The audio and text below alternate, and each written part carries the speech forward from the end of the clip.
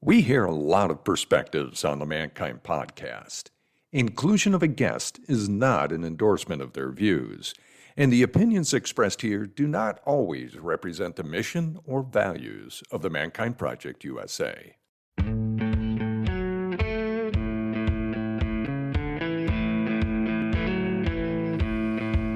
Looks like the rain has gone.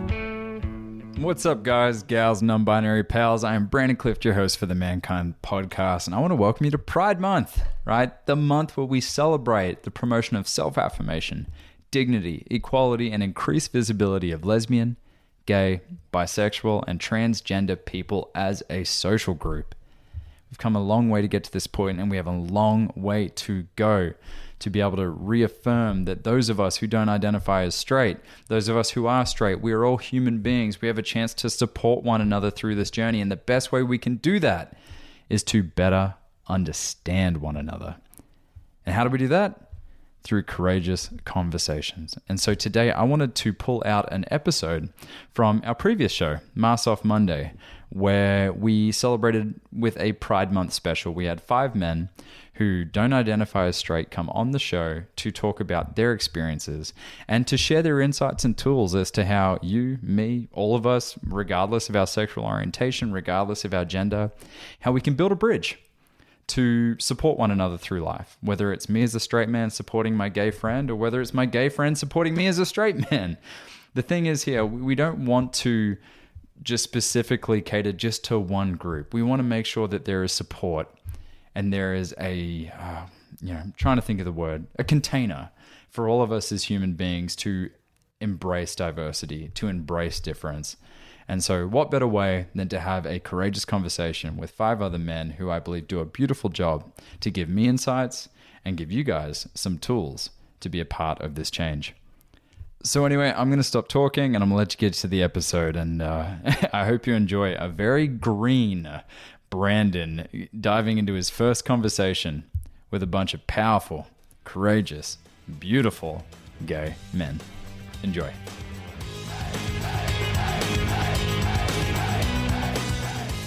Cool. G'day, guys. Brandon Clift here from the Mankind Project, and I'd like to welcome you to episode 39 of Masks Off Monday, where each and every week we prove to you that truth and vulnerability equal power.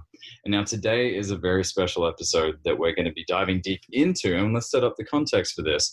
The Supreme Court has ruled that LGBTQ Americans are now protected by the anti-discrimination laws of this country at the workplace.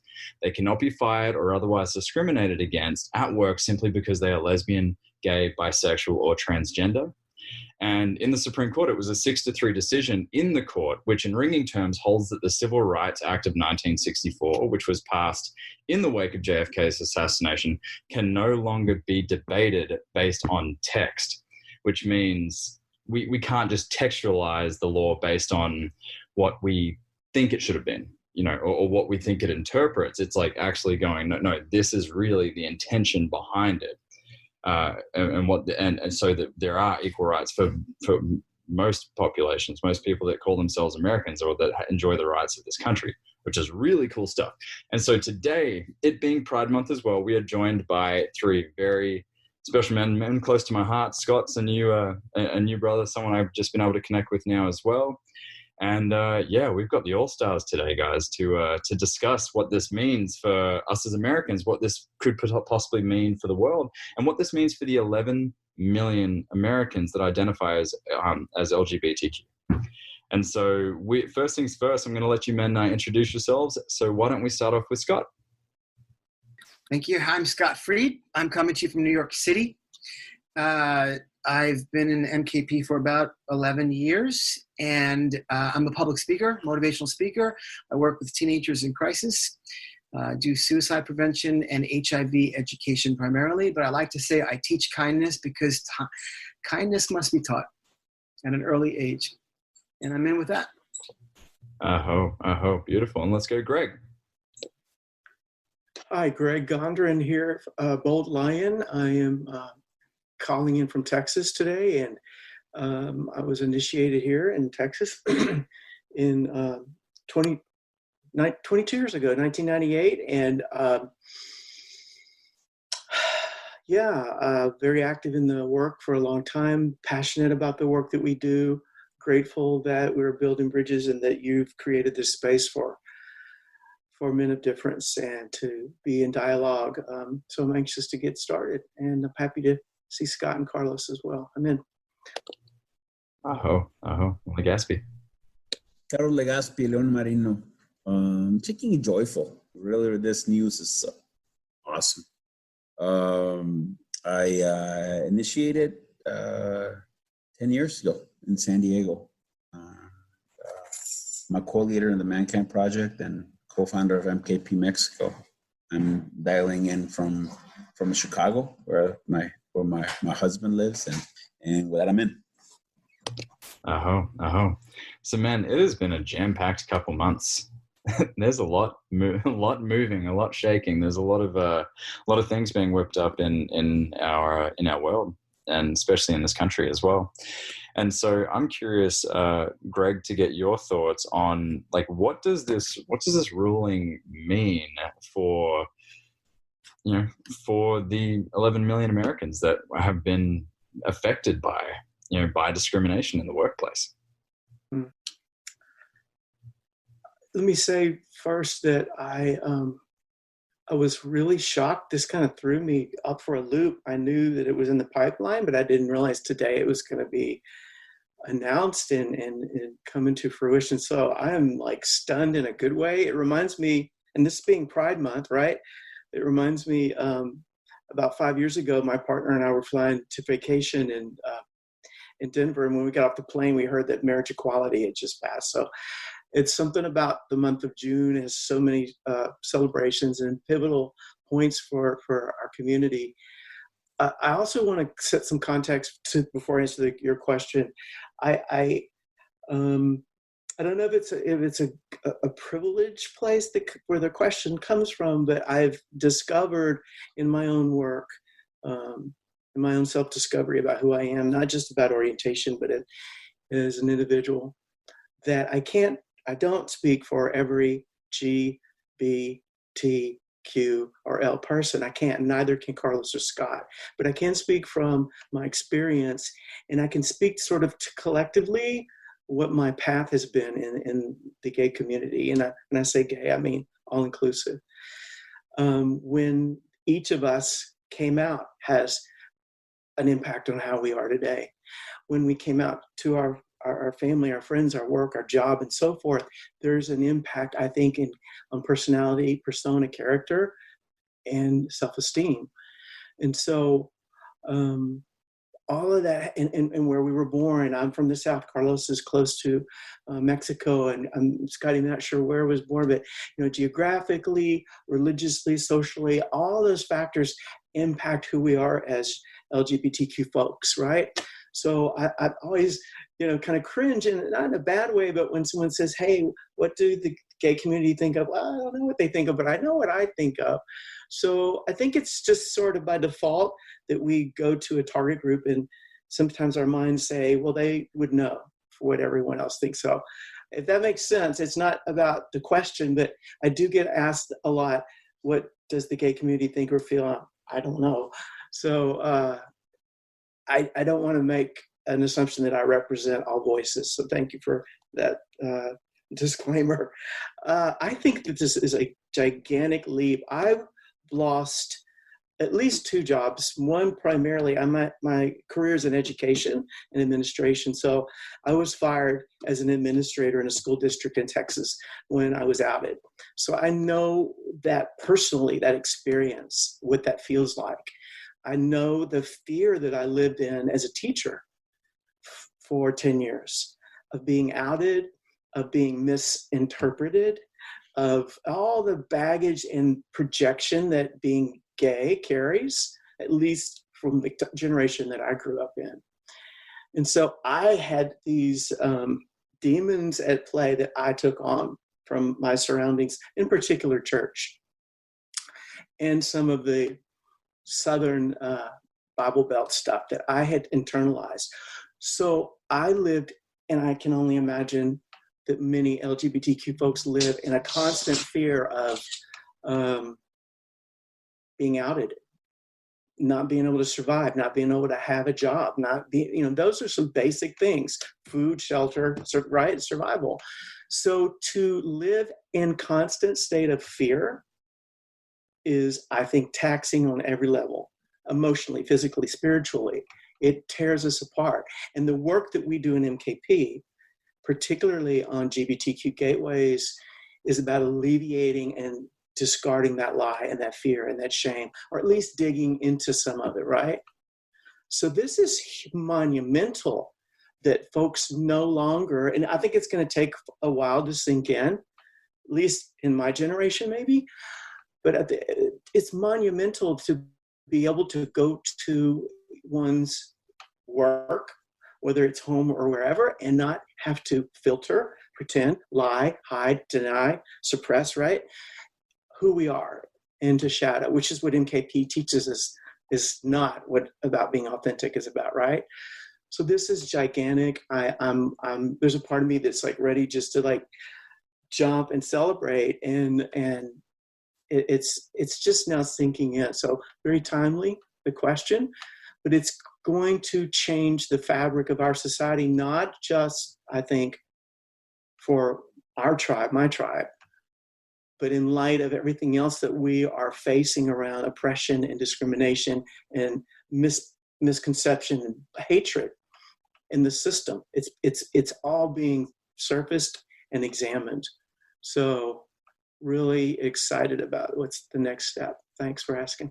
Yeah, no, thank you for sharing, Greg. I can tell through your answer that it's not just from a place to be able to objectively see it from a bird's eye view alone, where it's also coming from a place of experience. Mm-hmm. That you've walked, that you may have had to censor certain parts of yourself to feel accepted or whatever that is. So, mate, thank you for sharing the perspective. Kenny Torres has joined us as well. So, Kenny, I want to open the floor to, if you'd like to introduce yourself and tell us a little bit about yourself, and we'll keep rocking and rolling. So, please take it away. Hey guys, I'm glad to be present. I've been traveling all day, so pardon my tardiness. Thank you, first of all, Brandon, for inviting me here, and I'm grateful to know some of the people here in this panel, who I love dearly. And a little bit about me: I've been with MKP for several years now, for about 4 years now, and so that's how I've been aligned to the men's rights movement and all of that. And I'm also a songwriter, I'm a poet, I'm a writer. And so a lot of the themes that we're going to be discussing today, loosely apparently, is it's really what my artistic vision is aligned to. It's what I write about. And I love having these conversations with people who are gay, straight, black, white, trans. I think that it says something about the impact that we're all having, individually, but also when we come together in these kind of forums. So I'm grateful to be a part of this. Mate, it's great to meet you virtually, which seems to be the way now. And it's great to have you a part of this. Thank you for bringing your presence and bringing your gold. Scott, I've got a question for you, because a big part of my role in a lot of these discussions is essentially being, like Greg said, I don't want to speak for everyone, but I can only speak for myself, is that I am not certain all the time of how to show my willingness to learn, to grow, to be present, to be a part of the bridge that can help, unite all peoples. And with your experience of speaking in schools and speaking with especially young kids, where, I learned this through the Mankind Project, the two greatest influences of anyone's life is who raised them and the environment they were raised in. And so I think about the environment that some people can be raised in, and perhaps some of the things they say, some of their actions may not align with actually deep down who they are, what their values might be. And so, Scott, I guess my question for you is what do you believe is the starting point in that conversation for not just young teenagers to better understand what you're teaching, but for all of us as well? Muted. Sorry, Scott. This is what I teach third graders, and this is what I teach parents of third graders and every age in between. There are, and this is not original information, there are 3 basic human rights that we all have in this world. 1, to think what we think. 2, to want what we want. We don't always get what we want, but we get to want what we want. Belonging is key. And 3, and this is the biggest one, we have the right to feel what we feel. But those rights are only true for me if they're true for you, and they're only true for you if they're true for me. When you teach a 10-year-old that their feelings are valid, their desires are valid, and their thoughts are valid, you're raising that child into an adult who knows they have validity, they have value, and that they are essential.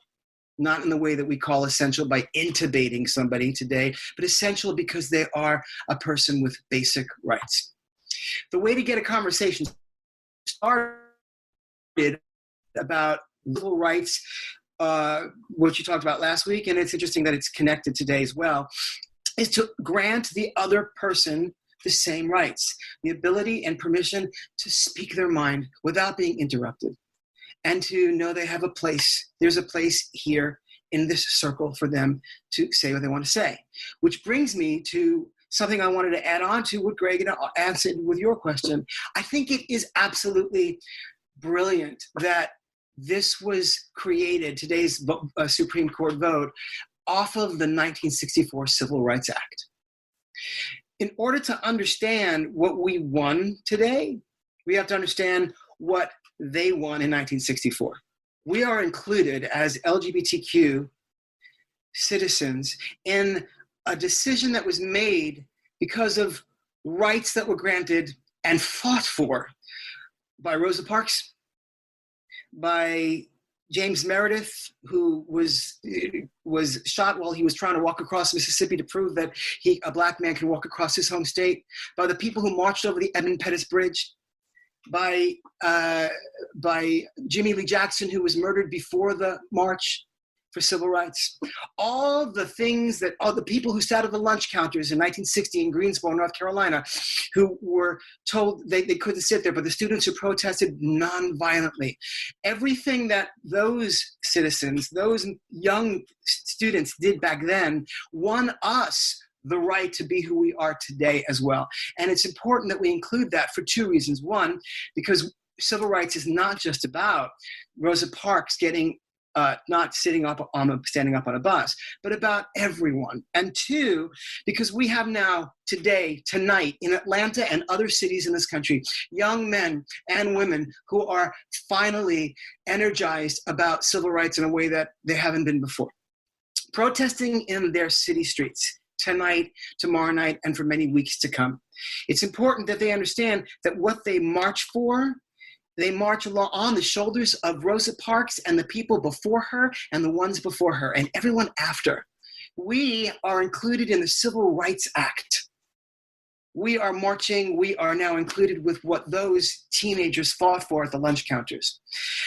3 basic rights: to want what we want, to feel what we feel, and to think what we think, but they're only true for me if they're true for you. And they're true for you if they're true for me. Sounds like a great equalizer. Peace. That's how you create peace. Yeah.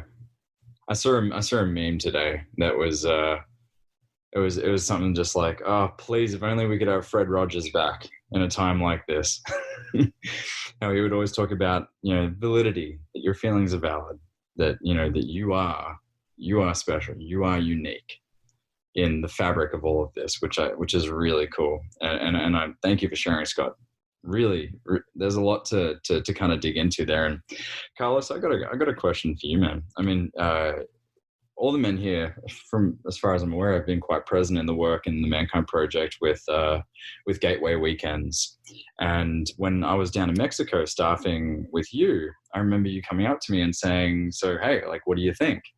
And I just meant, man, there's a lot of well, not only was there a lot of lover energy, but there was just there was a passion, there was an energy, there was almost like a different flow to the weekend that almost just unfolded. Just it wasn't pushed, it wasn't forced, it just unfolded. And I believe on that weekend, at least 20% of the men, staff, and initiates were LGBTQ, which was just fantastic to see and to feel. And so, mate, tell me a little bit about your experience not only in your work in the Mankind Project in America, but also growing up in a very Catholic country, and that experience, and do you see any ripple effects of what's happened in America landing down to the South? Well, it has to do a lot with who we are as a people in Mexico. And in Mexico, we're a blend. And in everything, where I came to the US, I'm still amazed how everything is so structured and everybody has an identity and everything is clearly defined in categories. Mexico is much more, I like to say, like an ice cream cake. The layers are not as clearly defined. And I think that's what you experience on the weekend. And the when we don't have the institutional structures that you have in this country, in the US, other bonds that keep us together develop, familiar, the tribal, communal relationships. And so out of that's how we put in our own flavor to the MKP weekends. And yes, we don't have the clock watching and we got to start at this time. It just kind of flows like our lives are in Mexico. It's just like that. And in that tribal, if you're part of the tribe, there's greater acceptance and tolerance. And yes, a lot of the religious messaging that of oppression of gays, bisexuals, transgendered is very present. But with a little bit of consciousness, the tribal side of us said, well, I can't go against this guy because he's my guy, So for us, a lot of our multicultural work is saying, well, if you could love your gay brother, then why do you behave through a gay stranger like that? And extrapolate it from the small to the big. So a lot of our multicultural work comes, it's different methodology, but it's quite effective. And that's how we were able to do the first LGBTQ gateway outside the US or Canada. And it's the transformation and tolerance and acceptance. It's in what is perceived as a very much society has been moving, I think, much quicker than it probably did in the early years of MKP in the US, is what I judge. So it's I'm very proud. I'm very proud of it. I'm very proud of the consciousness that we're putting into the collective, and I hope that we'll be able to keep doing that pretty soon. That's still my hope. This is just a pause.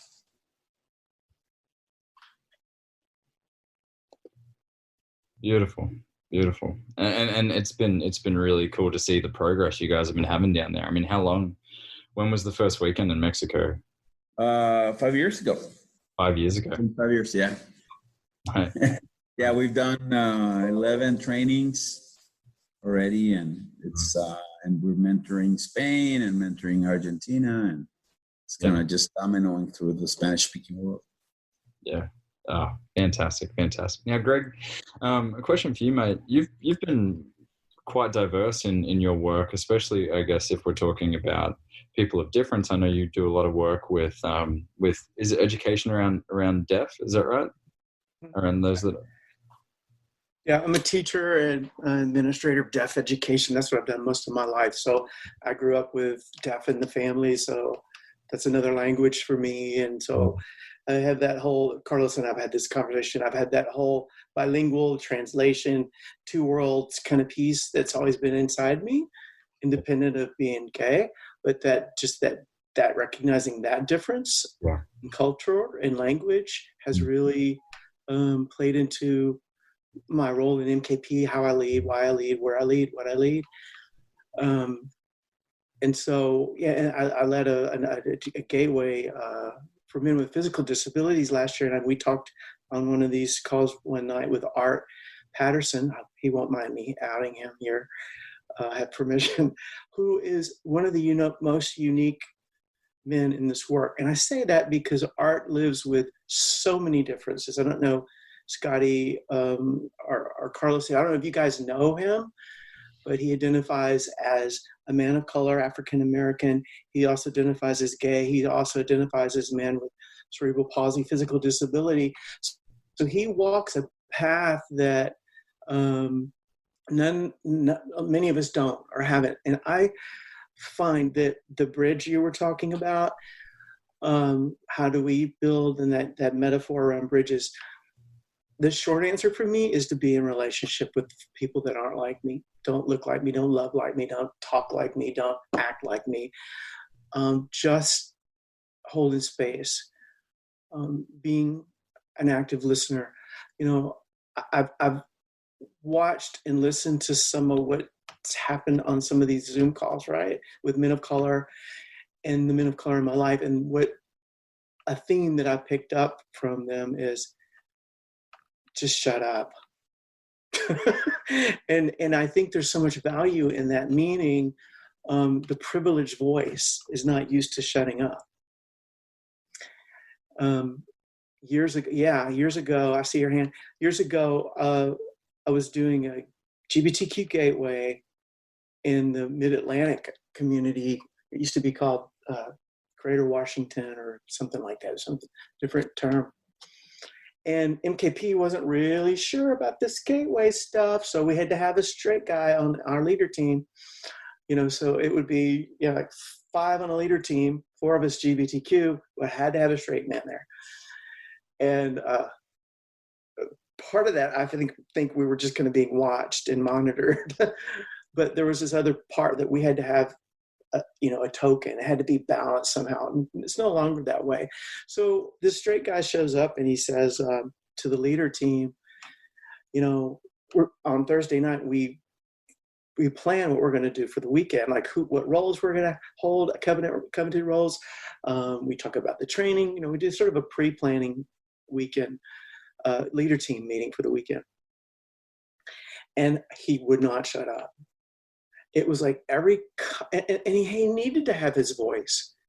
And we wanted to have his voice, but he wasn't used to not speaking first, interjecting at any point in time.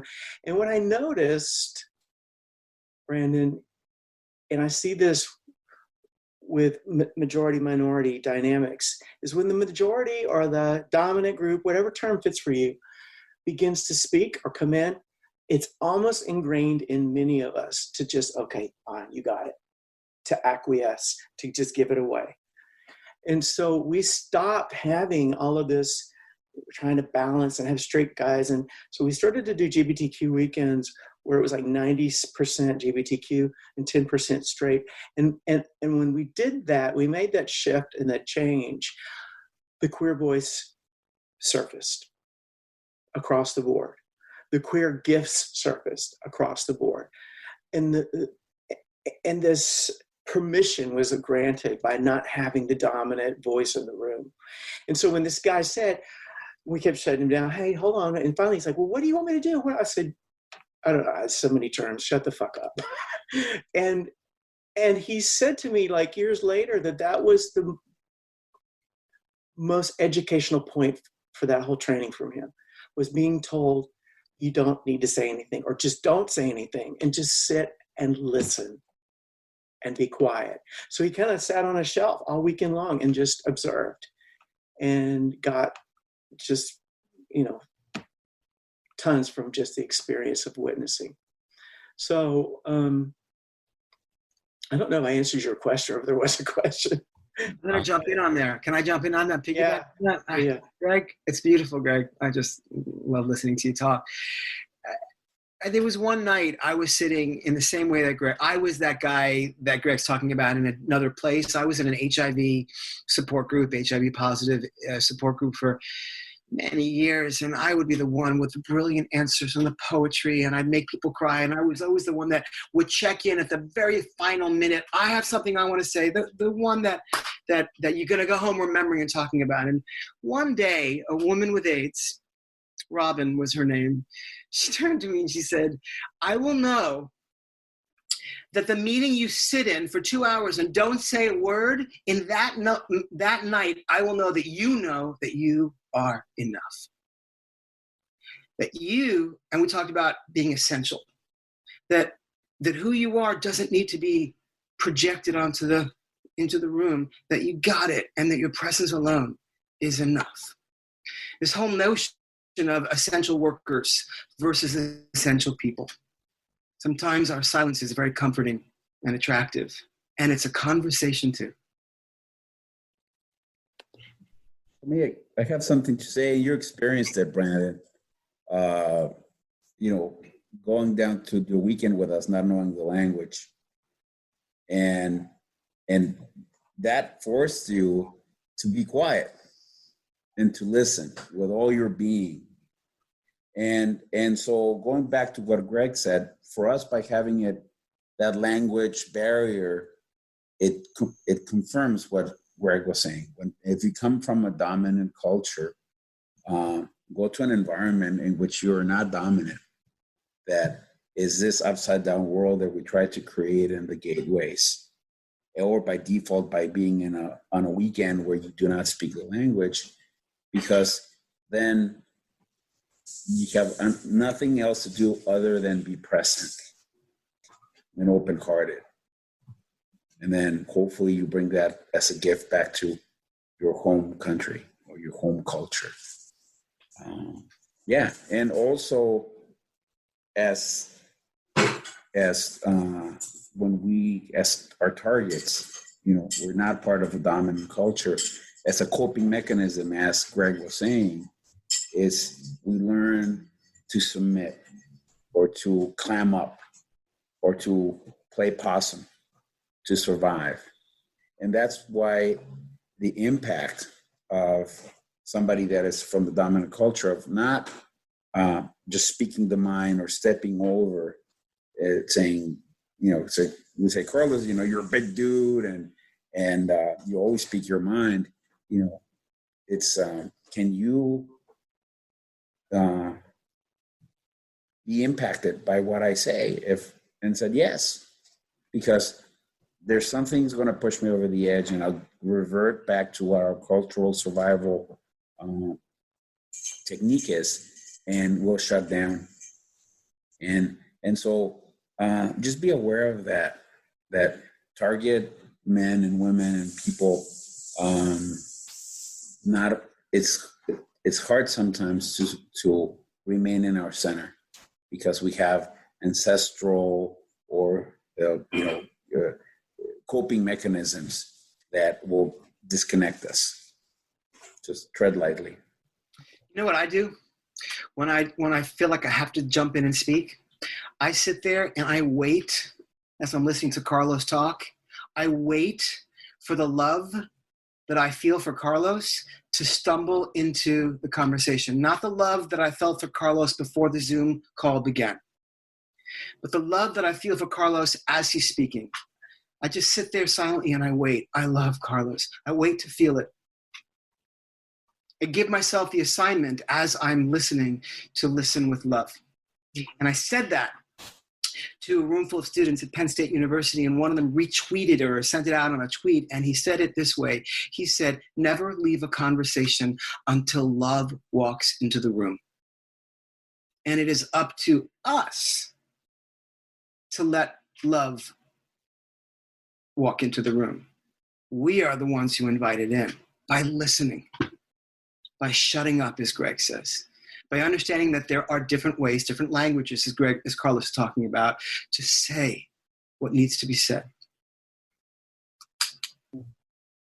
One of the things about deafness is there is no words, there's no voice, and there's no overpowering or interruption. And one awareness that I have around that community that I grew up with is that 90% of communication is nonverbal. And we do this. We learn this in this work, right? Is just to observe, to listen. Words can carry power and meaning, but everything else has a connotation about what what I'm trying to convey. I felt it when you were just sharing that, Scotty. And, this bridge that could be built right now, to be really honest, Brandon, there's a show on HBO, I believe, right now. It's called We Are Here. Has anybody heard of it? And it's about these 3 drag queens that won or didn't win. They were on RuPaul's Drag Race, which is a real popular series in pop culture right now. And RuPaul, I think, is freaking amazing what he's done and the impact that he's made. And they travel around rural America, right, in these really small towns, Midwest kind of, and they kind of seek out the gay community, but at the same time they do performances and they put some of the locals in drag. And it's campy and funny, but there's even a truth and an authenticity behind their intention. And it's around finding oneself. And it's around finding one's voice. And it's around finding one's character. And discarding, all of this outside influence of this is who you are, this is who you love, this is how you act, this is how you speak, this is how you dress. And so they do it lightheartedly with drag and camp, right? Camp, I don't know if that's a term that's used in the straight community, but they do it sort of in playfulness, right? And so my bridge building right now that this barrier and this legislation is in place, is my immediate response is I want to build bridges within my own tribe, like to these folks. Scotty's in New York, Carlos, you're in Chicago. I'm in close to Houston area. I'm not really sure where you are, Kenny, but I have access to so much. And so I feel a calling and a yearning and a need to connect with those folks that are so isolated, and immersed in not knowing, if that makes sense. So that's kind of where right now, my drive to build a bridge is towards within my own community and then eventually into the larger community. It may sound self-serving or selfish. I do want to build bridges, yes, absolutely, with the straight community, for example. And that's not where my passion lies right now. Yeah. I'm going to pause. Thanks, Greg. Kenny, I want to hear from you, mate. I want to hear your thoughts, your feelings, your experiences. I mean, you mentioned you're a singer as well. We were talking a lot about, speaking up, claiming one's voice. And so I'm sure you've got a unique experience in that alone. And we'd love to hear from you, man. Thank you. Well, I mean, in terms of, and I don't want to use this as a platform to, obviously talk about too much about my music as it relates to me, but I will say that one of the themes here is bridge, building. And it's something that I, not until about 2016, when our current president was elected, that I literally just said to myself, okay, so there's 2 ways to go about it, not accepting it or accepting it. And I remember writing a letter to my higher power, to God as I understand God. And I said, help me to understand and help me to accept this. Use me as an instrument, right? It's like that song, make me an instrument of your peace. And so I remember that I went to sleep pretty much knowing that, our current president was going to win over the Democratic candidate. And the following day, and ever since, I felt this immense peace within me that has allowed me to really listen and actively seek out conversations with people whose views are in complete contrast to my own. And part of that led me to MKP. Part of that led me to just random conversations with some people who politically are on the polar opposite of my own views. And I developed deep intimacy with some of these men and women. And what the gift that I've received from this is we really are the same. And what I mean is that a lot of us are trying to resolve certain issues or trying to be heard. And when I actually hear people and they hear me, we're all trying to find a common ground, build a bridge, whether it's the issues of white supremacy, whether it's the issue of the riots, homophobia, racism, systemic racism. We all have different ideas on how to resolve this, but we all want to resolve it. And I think there's a lot of back and forth that distracts from the actual bridge making. So I like to think that with my poetry, with my music, the themes that I write in my music, I'm doing that. But I'm also doing that just having conversations with people and learning to listen, as uncomfortable as it is.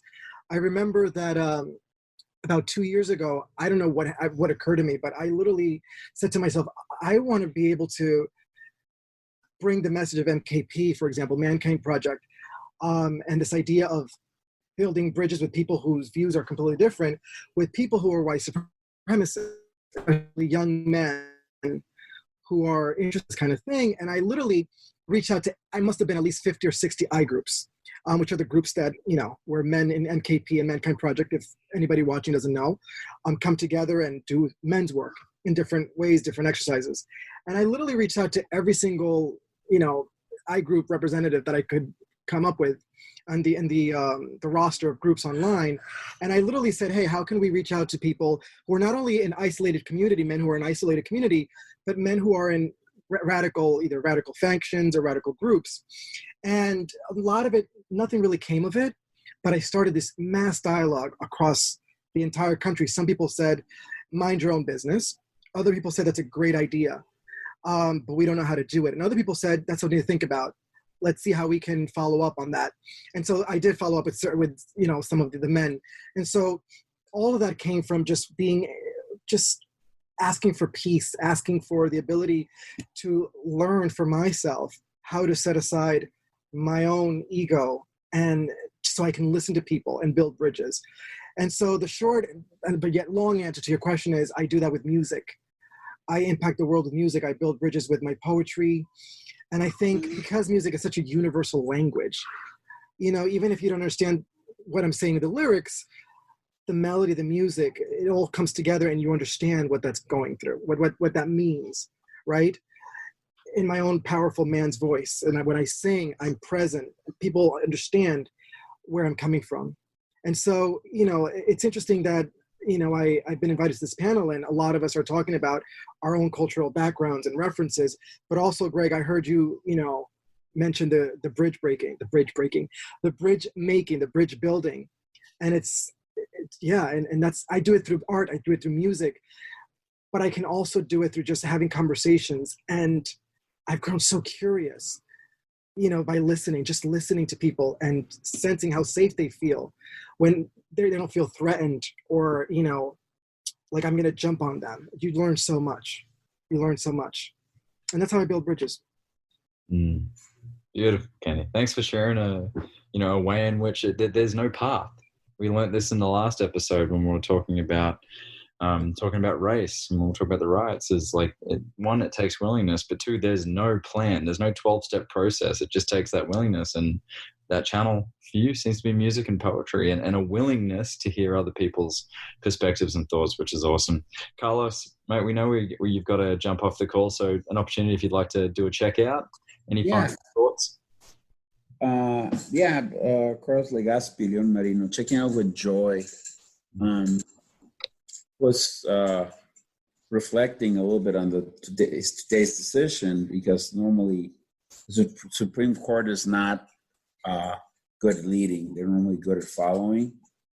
And I think they're reading the temperature of the population.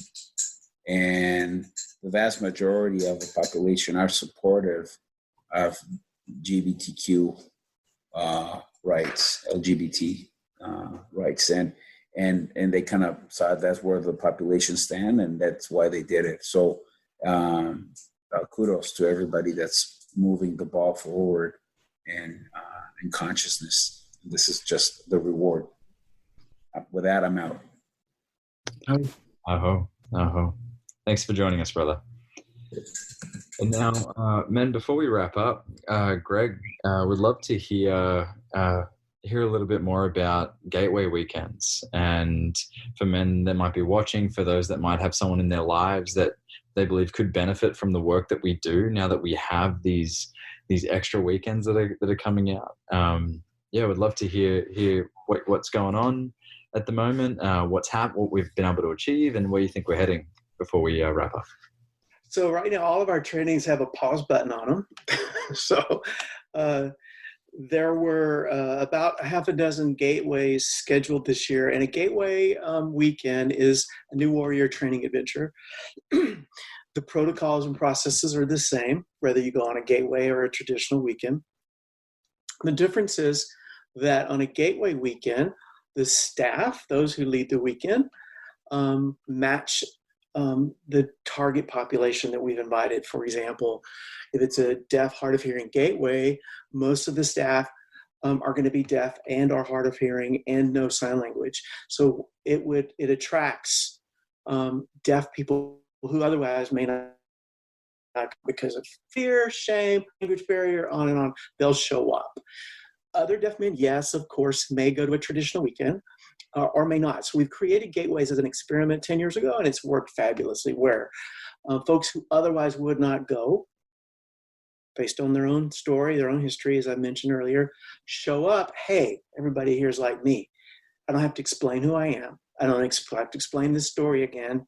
They get me, and they can dive right into their work, I think, much faster.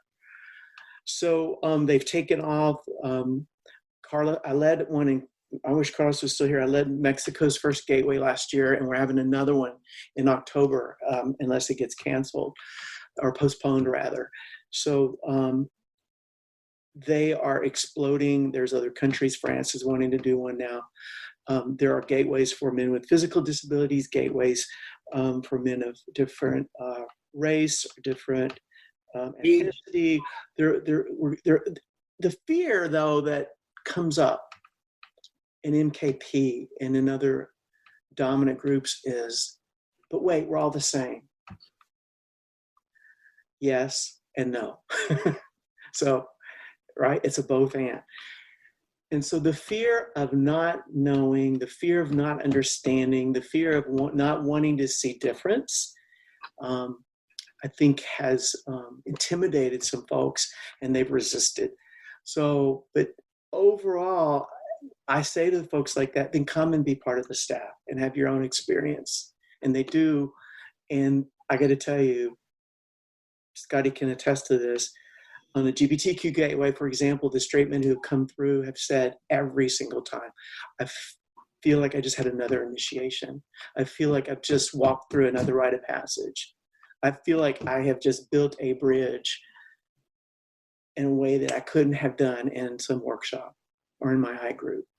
So a lot of magic takes place. It's there, it's just waiting to be grabbed onto, the magic. So come do one. We've got 4 or 5 scheduled over the next year.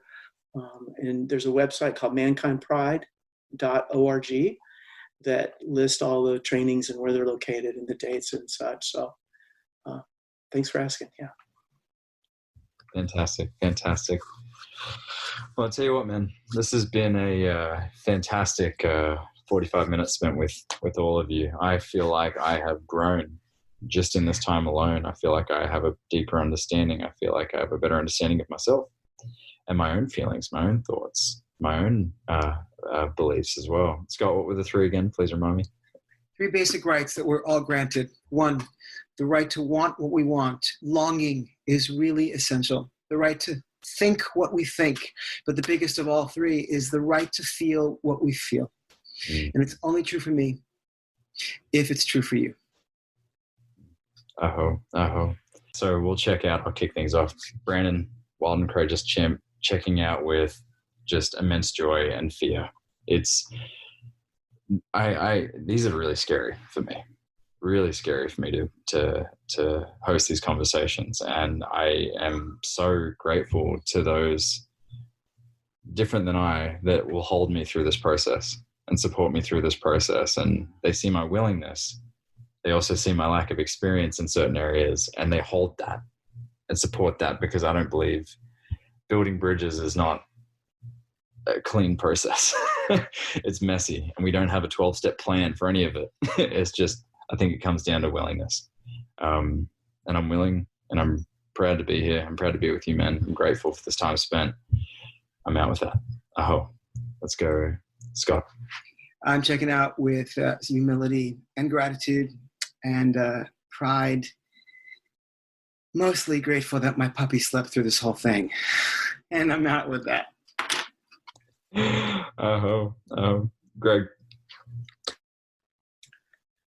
So Gondrin, I'm gonna check out and share my screen. Can you see? This is for Scotty mostly, but for the rest of you, yeah, be who you are and say what you feel, because those who mind don't matter, and those who matter don't mind.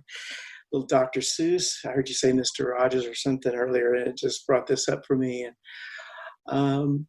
I'm feeling a lot of gratitude, Brandon. I want to honor you for stepping into your fear. Run to the roar.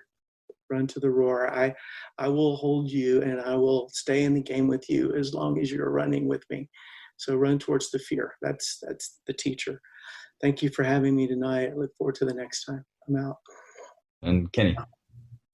Hey guys, so I'm Kenny Songbird with Lionheart, as I'm known in my I group, and I am leaving with more light than I came in with, and I'm also leaving with the emotion of joy, exquisite joy to know that there are other men who are doing this work in different ways, but all for the same purposes.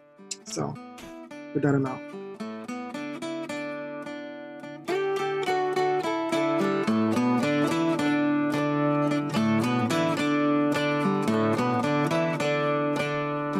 There you have it. Another powerful, courageous conversation here on the Mankind podcast. I hope you guys enjoyed going back in time to 2020 for last year's Pride Month and that conversation. And just thought I'd jump on quickly to give you some insights into how my kind of process has changed when it comes to having conversation with those that are different than I am, those who don't identify as the same gender, the same race, same sexual orientation. It's been a really powerful experience being the host of the show and having these conversations. And so some changes, right? I'm not going to go back in time or try to go back and save 2020 Brandon from his naivete. But I think the biggest distinction of how I approach these conversations now versus how I used to was back then, and especially in this conversation, I came from a place as a straight white guy saying, Greg, Carlos, Kenny, Scott, help me understand your experience. Help me, the white guy, the white straight guy, understand your experience. I did the same thing to my friend Paul. I said, Paul, help me understand what life is like as a black man. And you got to understand, although I was coming from a place of willingness to do the work and willingness to get uncomfortable, how I was phrasing that was making that all about them having to do the work. I was saying, Carlos, do all this work to help me, a straight man, understand your experience as a gay man.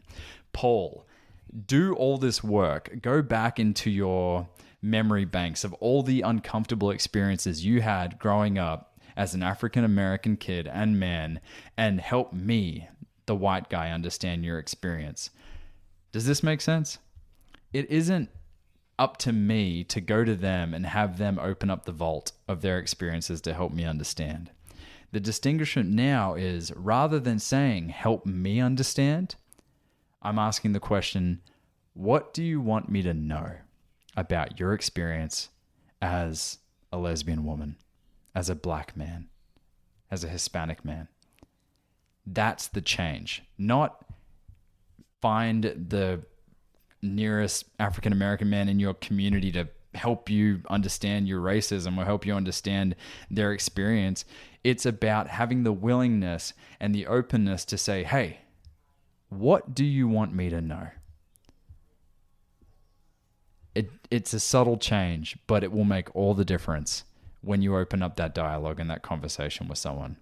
Oh, and of course I have to quote our great friend Henry Thurman, who's been on the show, especially in our Unpacking Power, Privilege, and Difference episode.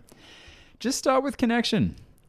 If you have a guy in your gym who has a different skin tone to you and they're weightlifting and you like weightlifting, start talking about weightlifting. Find something, just treat someone like a human being and have a human conversation. Talk about the things that you connect with on people with many other levels and start from that place. From there, build the trust, build the relationship, and grow together. Just my little tidbits, just my little tips I want to share with you as I go through this process of self-discovery, as I go through this process of building bridges between those who are different than I am. I'm not perfect. I make plenty of mistakes along the way. I just thought, why not share them with you? Because you may be right there with me on this journey. This has been the Mankind Podcast, produced in association with the Mankind Project USA. I have been your host, Brandon Clift, and I personally want to thank our guests for joining us today and imparting their wisdom from their experiences in this amazing journey called life. And of course, I want to thank you, the listener, because through your attention and your support, you make it a heck of a lot easier for us to let men out there in the world know that they are not alone and that there is more than one way to be a man. Special thanks, of course, goes to my incredible team, Marketing and Communications Director Boyson Hodgson, producer and editor of this episode, Michael Russo, who makes me sound so much more intelligent than I actually am, so of course, special kudos goes there. And if you've been enjoying the music throughout this episode and all of our episodes, check out Jim, Donovan, and the Sun King Warriors. I have links to them in the show notes. Now, the fee for this episode is simple. If you found gold and insights that you believe could benefit your loved ones and those you care about, be sure to share it with them. And of course, remember that life doesn't happen to us, it happens for us, so long as we rip the pen out of fate's hand and become the author of our own story. So my friend, pick up the pen and we'll see you next week. Lots of love.